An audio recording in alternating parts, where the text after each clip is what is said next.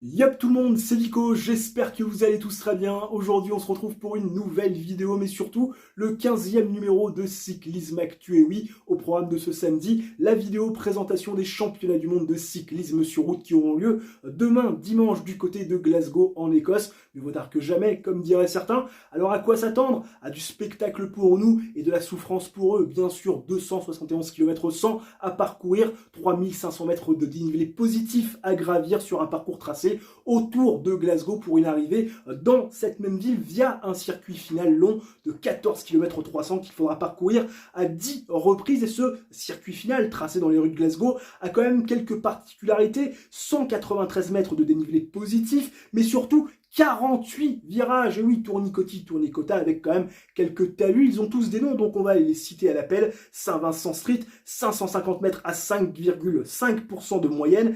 Gilmore Hill, 230 mètres à 4,3% de moyenne. l'University Avenue, 250 mètres à 5,9% de moyenne. Great George Street, 325 mètres à 7,6% de moyenne. Calvin Grove Park, 400 mètres à 6,2% de moyenne. Il y aura également Lescott Street, 150 mètres à 13% de moyenne avec une pente maximum à 22%. Et pour finir, le Montrose Street, 160 mètres à 13,3% de moyenne. Il faut noter que cette dernière difficulté interviendra à 1,4 km de l'arrivée lors de son dernier passage. Attention, 5 virages serrés dans le final en cas de sprint en petit comité. Il faudra être extrêmement bien placé. Et d'ailleurs, Thomas Voeckler a parlé de ce tracé urbain jugé très difficile et piégeux par le sélectionneur de l'équipe de France. À coup sûr, il faudra être malin, attentif, réactif et agile pour pouvoir potentiellement aller revêtir ce maillot arc-en-ciel à l'issue de cette course du côté de Glasgow. Parlons d'ailleurs de la sélection française, puisque je vous parlais de Thomas Voeckler,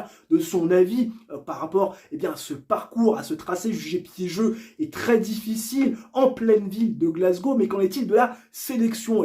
La voici qui s'affiche sous vos yeux avec Julien Alaphilippe, bien sûr, Valentin Madouas, Rémi Cavagna, Benoît Cosnefroy, Florian Sénéchal, Brian Coquard, Christophe Laporte et Olivier Legac, qui est clairement la surprise du chef, on va pas se le cacher, puisque un nom un petit peu moins ronflant que ceux cités précédemment, mais quand même, quand on regarde ces 8 individualités donc de cette équipe de France, on se dit qu'il n'y a pas vraiment de dinguerie. Clairement, Thomas Voeckler, on le sait, il a un QI cycliste extrêmement élevé, il sait analyser les choses, il sait que les Français aujourd'hui sélectionnés sont les Français qui pourront potentiellement peser sur la course et aller chercher potentiellement aussi un 4e podium d'affilée sur les mondiaux, puisqu'on le rappelle, il y a eu les 2 victoires de Julien Alaphilippe en 2020 et en 2021, mais il y a surtout eu aussi le titre de vice-champion du monde de Christophe Laporte l'année dernière du côté de l'Australie. D'ailleurs, Christophe Laporte sera très clairement la meilleure carte tricolore. Et oui, les derniers temps, on a roulé pour Julien Alaphilippe en 2020, en 2021, et oui, du côté de l'Italie et de la Belgique. Mais là, clairement, quand on voit le parcours, on se dit qu'un Christophe Laporte a toutes les qualités requises pour embêter les favoris. Et quels sont-ils les favoris? Oui, il y en a beaucoup, il y en a 3. Allez, on aurait pu en mettre peut-être un petit peu plus, mais moi j'en ai recensé 3. Et comment, quand on parle de favoris sur un parcours aussi technique, piégeux et difficile, comment ne pas citer Mathieu Van Der Poel? Alors Mathieu Van Der Poel, c'est sûr que ces derniers temps, il nous a pas forcément rassurés, notamment sur le dernier Tour de France. On l'a senti un cours de forme, pas capable de peser vraiment sur la course. Mais Mathieu Van Der Poel, il aura une équipe acquis à sa cause, et puis surtout avec un capitaine de route comme Dylan Van Baarle. Donc autant vous dire que sur un parcours qui peut lui convenir, avec Dylan Van Baarle comme capitaine de route, il y a peut-être clairement la possibilité pour l'ami Mathieu Van Der Poel de se battre pour la couronne mondiale et pourquoi pas de revêtir le maillot arc-en-ciel. Il y aura bien sûr Wout van Aert. Comment ne pas citer Wout van Aert? Wout van Aert qui a réalisé un Tour de France assez extraordinaire, très actif, on l'a senti extrêmement fort. Il a fait des efforts sur l'intégralité de la grande boucle avant bien évidemment de partir avant l'arrivée sur les Champs-Élysées pour assister à l'accouchement de sa femme et la naissance de son enfant. Mais Wout van Aert, il a fait des efforts et c'est un Wout van Aert qui va trouver un parcours à sa convenance et surtout une équipe de Belgique qui est extrêmement forte autour de lui. Il y a énormément d'individualité et clairement Wout van Aert pourrait profiter de sa forme et des individualités de son équipe pour pourquoi pas prendre la course à son compte et lui aussi, dans le final, aller revêtir, pourquoi pas, ce maillot arc-en-ciel. Et puis, bien sûr,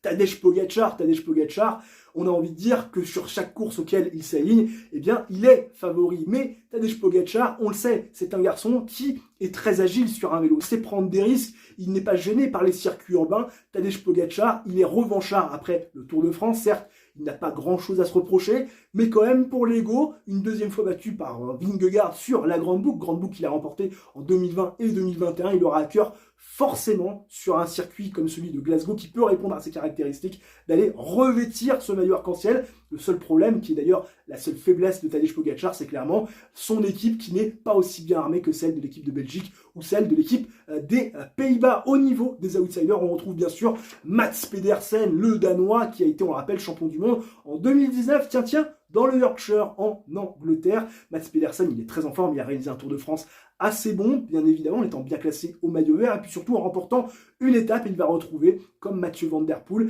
également comme Wout van Aert et Tadej Pogačar, un parcours à sa convenance. On sait, c'est un puncher sprinter, adepte des classiques du Nord, et clairement, il va se retrouver dans un temps écossais, clairement, et bien dans son élément. Et bien sûr, Christophe Laporte, qui est la carte française principale. On le sait, Christophe Laporte, c'est un Flandrien, comme tous ceux que je viens de citer, et Christophe Laporte, lui aussi, va trouver un parcours à sa convenance, et il sera à coup sûr, avec Florent Sénéchal, deux coureurs protégés pour aller, pourquoi pas, chercher la victoire finale. Christophe Laporte, clairement, en termes de niveau, il est en dessous d'un Wout van Aert ou d'un Tadej Pogačar, mais si il y a, pourquoi pas, quelques mouvements de course et possibilité d'anticiper, il sera à coup sûr capable de saisir sa chance pour, pourquoi pas, monter à nouveau sur un podium mondial. Et aussi, à ne pas sous-estimer, c'est la nouvelle catégorie, pourquoi pas ne pas sous-estimer un garçon comme Kasper Asgreen, qui lui aussi va pouvoir trouver un parcours à sa convenance. Lui, le Flandrien, qui a été quand même très en vue sur le Tour de France, avec notamment une étape remportée, il aura aussi à coup sûr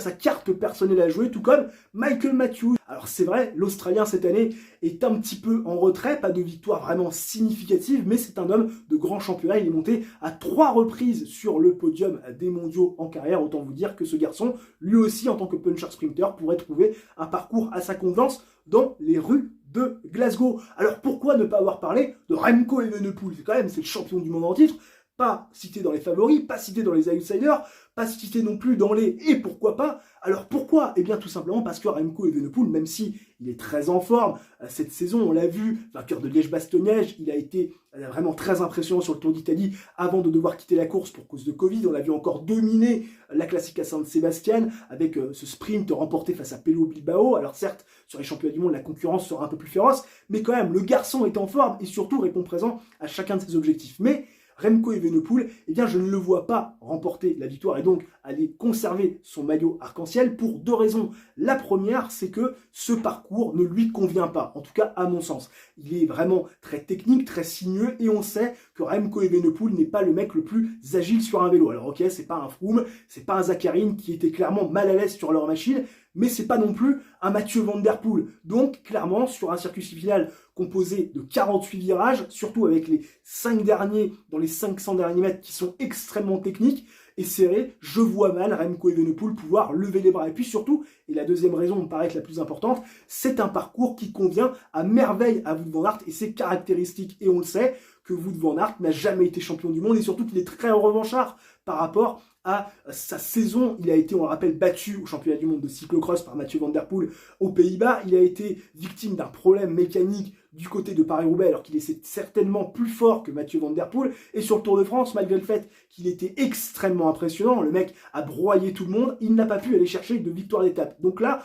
on a un Wout van Aert qui, au-delà d'avoir un parcours qui correspond complètement à ses caractéristiques, qui est surtout très revanchard. Et je pense que, bien évidemment, l'équipe sera tournée autour de Wout van Aert. En tout cas, si du côté de l'équipe belge et de sa direction, on est intelligent, et c'est ce que je pense, on fera tout pour mettre Wout van Aert sur orbite. Alors, bien évidemment, on le sait, qu'au fur et à mesure de la course, suivant les péripéties et les sensations de chacun, on peut revoir, bien évidemment, les rôles. Mais franchement, quand on a un parcours comme celui-là, clairement, on doit se liguer tous pour amener Wout van Aert du côté de l'équipe de Belgique sur le sommet de cette boîte, et c'est-à-dire pour aller chercher ce maillot arc-en-ciel. Mais rassurez-vous, il y aura bien évidemment un Remco Evenepoel qui aura un rôle à jouer, parce que je ne vois pas l'équipe de Belgique se passer d'un Remco Evenepoel pour prendre la course à leur avantage. N'hésitez pas d'ailleurs dans les commentaires à me faire vos pronostics, hein, ça m'intéresse, et à vous mouiller, parce que j'ai aussi envie de savoir qui vous voyez en arc-en-ciel. Et je vais le faire d'ailleurs tout de suite maintenant. Bah oui, c'est important quand même de jeter à l'eau, histoire quand même un petit peu d'émettre